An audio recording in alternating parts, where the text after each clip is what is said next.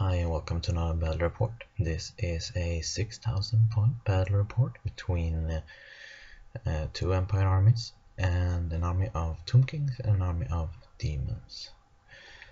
So to start with the Empire list, I played the red and white Taliban Empire and my friend played the white Reichland Empire.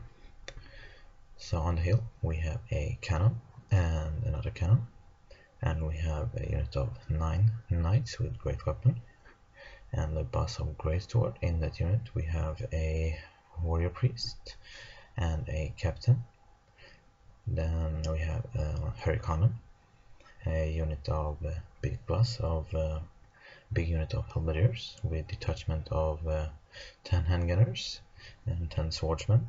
Then we have a skirmisher archer bunker with my level 2 of the Shadow. We'll have the Malkov, Miasma, and Pendium, and my level 4.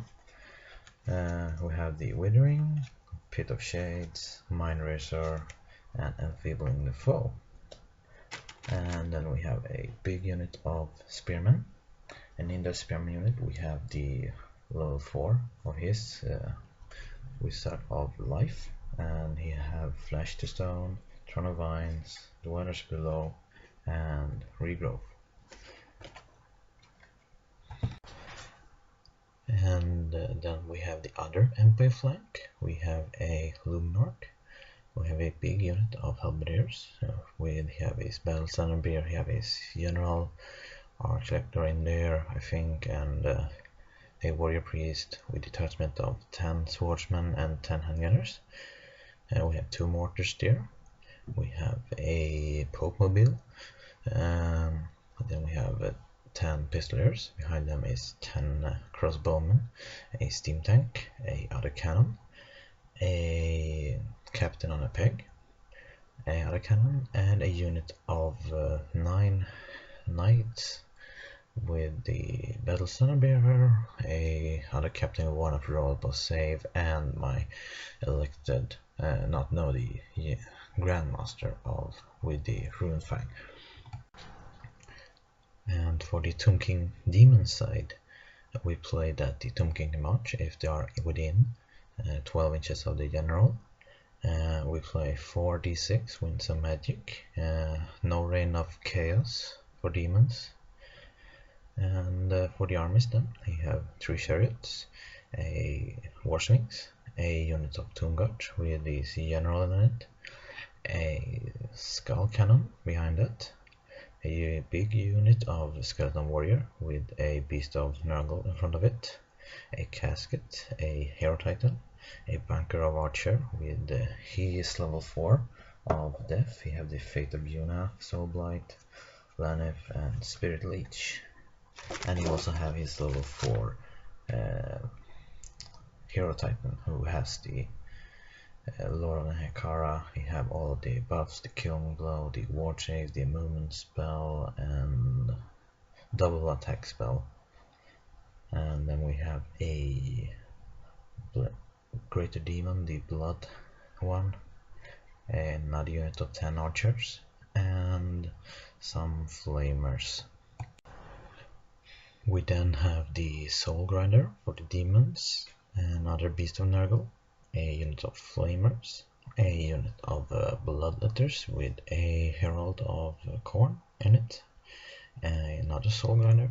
Behind that is a unit of 3 chariots, another unit of Bloodletters with an Herald in it, and another Plague Beast. And that's it for the army. They also got a scouting unit of Nurglings and a scouting unit of Tomb King Lightcap. And well, the Empire got the first turn, and since we're Empire, we didn't push forward our troops, and instead we just shoot. The magic was shut down by them. We managed to take out their scroll turn 1, and our cannon aim amazing as usual is. It started off by killing a skull cannon, We did also kill off the big blood greater demon and some Nurgling swarms, but that's it for our first turn. Over to the other player's turn. Well, for the Demon and Tomb Kings player, as you can see on this flank, they just pushes up as fast as they can. Well, on this flank, they were much more careful with their movement phase. In the medic phase, we basically stop all of the bad spell. I think we burned our scroll this turn too. During the whole game, we actually had the magic pretty much under control, but the Tomb King player plays very well and get through the Nakara buff on his unit, so his Tomb Guard take a lot of beatings, but they were almost all the game at almost or well starting size. Anyway, well, over to the Empire's first turn. What we did, I took my knights into his soul grinders. It's a heavy rune fang. I figure I have no problem. The reason they are deployed in a land formation is because if you're gonna break two of your opponent's line, you don't want to have as wide front as the Empire Knights have of 5 people, so it's better to just have 3 people and then build a character wall in front of it. So that's why they are deployed as you see them. I use my peg on the cabinet to protect their flank from the bloodletters and the Nurgle beast, and the pistoliers will go into that forest. It's a wild forest, so the wild forest will later eat up 6 of my pistoliers, but they passed the panic check, so they are good. On the other flank, we didn't move as much. Our knights make a very long charge. They roll box cards and make it into that chariot over there. Our thought there was that either they kill the chariot and overrun into the kitty and hopefully hold that thing up, or they get flank charged by the Tomb Guard and survive and hopefully make the Tomb Guard pursue it off the board or make a traffic jam or something like that. They were in the way for the Greatsword anyway, so it's pretty much our tactics to sacrifice them to make way for the Greatsword unit. In the magic phase, we get almost nothing. We get off a banishment on his flamer over there, and he has 1 wound remaining. And in the shooting phase, my detachment archer managed to actually kill that one last flamer, and our cannons didn't do as good as it did last turn. We did put the soul grinder over there to just having 1 wound remaining, and we have pretty lucky with our cannon exploding and stuff. I think only a mortar rolled the explosion on the misfire, otherwise we rolled some misfire, but it was only 5, 6 or 4, stuff like that. That's ain't harmful. In the combat with the knight with great weapon versus the chariot, his chariot survived with 1 or 2 wounds remaining, so they stick around over there. Here I do manage to break his soul grinder and I overrun into the chariot. I rolled pretty high to make that charge. It was a 10 or 11 or something like that. It was pretty awesome because now I'm out of the charge arc of his bloodletters. And that's it for this flank. So over to Tomb Kings and Demon's turn 2. He is Beast of Nurgle, charge my captain on the peg. His bloodletters failed a frenzy check and have to charge my pistoliers in that wildwood. And his other Beast of Nurgle charges the Helpadir, and the soul grinder just pushes up a bit. On the other flank, the Warswings and the Tomb Guard charges the Empire Knights, so they are basically dead now. The Beast of Nurgle charge the Halberdiers, and that's it for this flank. Well, for their ambush and stuff, only 1 unit of corn dogs turn up next to my cannon over there. and I think the Bug Swarm character of Tomb Kings, he died. The Tomb Scorpion will turn up on their side next turn, and well, that's it for the ambushing stuff. The combat on this flank, my Captain Arnopek just didn't do anything to the Beast of Nurgle, and he sticks around.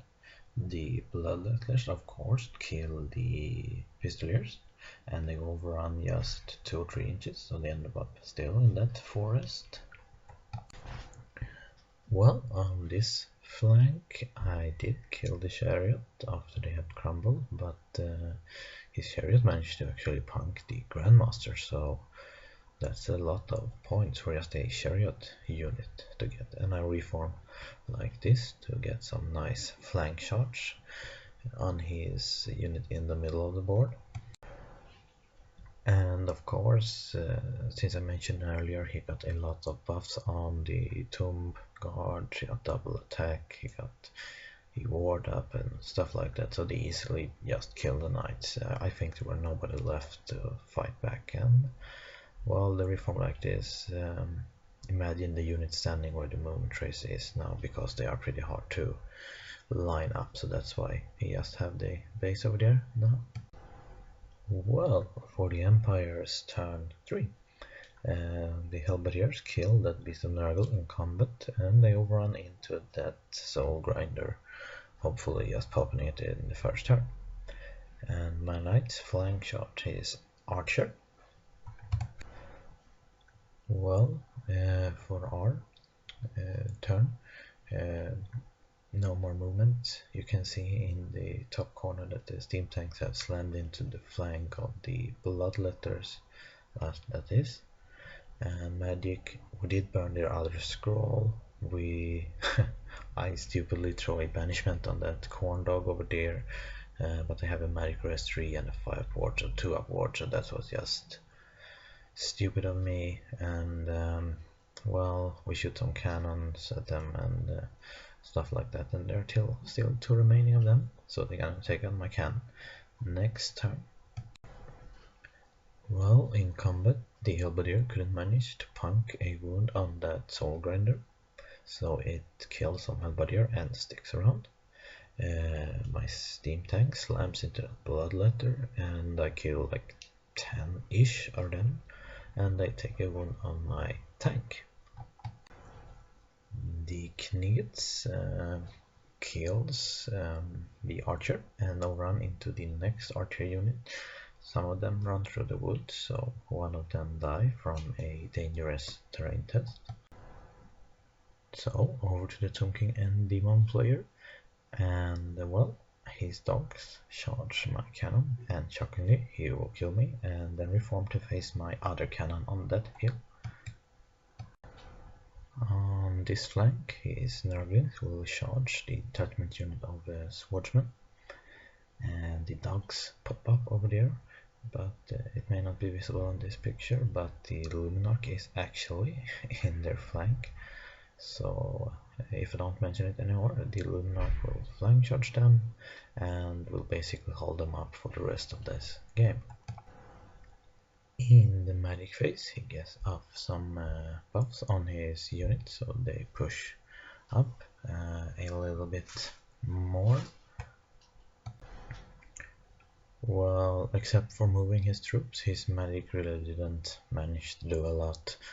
In the combat, my steam tanks is utterly useless now. I think the engineer actually managed to kill one of the Bloodletters. The Halberdiers still cannot kill that Soul Crusher, and actually 1 or 2 of his Archer are still remaining in that Archer block up there, so now I will abandon the Lance formation and reform into a 5x2 rank to get steadfast on the countercharge of the Hero Titan and the Scorpion.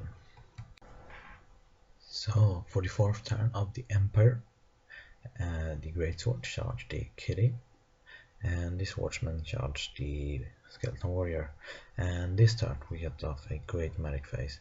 I first 6 dice, a genius move I know, the Might Racer on the Greatsword, And well, it's a miscast, then I rolled 10, so my level 4 is now level 1. And we also get off Flesh to Stone on them without Turn of Vine, so the only toughness 5. And we get off Miasma on his skeleton, reducing everything by 2, so needless to say, the skeleton and the halberdiers will stand there grinding for the rest of the game, and the kitty will just puff, dying without doing a lot to the greatsword unit. Well, for this flank we will kill his bloodletter unit, and we will kill that soul grinder, and that's it for our turn 4. Well, for the 4th turn, this corn dog charges my cannon, and hysterically he will flop, didn't do any wounds, and I will actually kill that dog. Well, what else is that his stalker showed up, but they couldn't manage to kill the Hellblaster.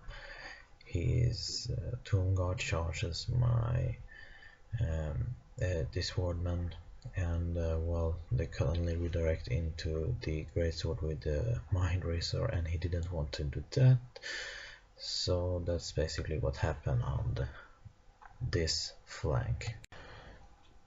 Well, then in this combat, the Captain of Peg finally managed to kill the Beast of Nurgle, and his Tomb Scorpion and Hero Titan charges my Kniggets, but well, only the Scorpion made it in, and we tie. I think the Hero Titan actually only rolled like a 1 or double 1 for the charge, and actually failed a pretty easy charge to make. And well, then we decided to call it because the demon player was almost extincted, and so it ended up being a victory for the Empire. Well, in the end, it ended up being a Empire victory, as I told earlier, and it was a fun game, a very tactical game. I think we played maybe on too small of a table for this kind of point value. We got quite a bit of traffic jams and stuff like that, but well, what can you expect? I think all of us have a decently balanced list, and well, I think we would have taken, for example, have with us the Reign of Chaos table, the result would have been totally different, because the Reign of Chaos with 4d6 wins and magic is brutal. It's only get the good stuff for the demon player. If, for say, our cannons would have wouldn't be so good as they actually are, they would have get into combat with their big and nasty stuff, and I don't think we would have been able to kill 2 soul grinders and a bloodthirst in combat, for example. So then it would have turned out different, I think. But well, thank you so much for watching. I see you around.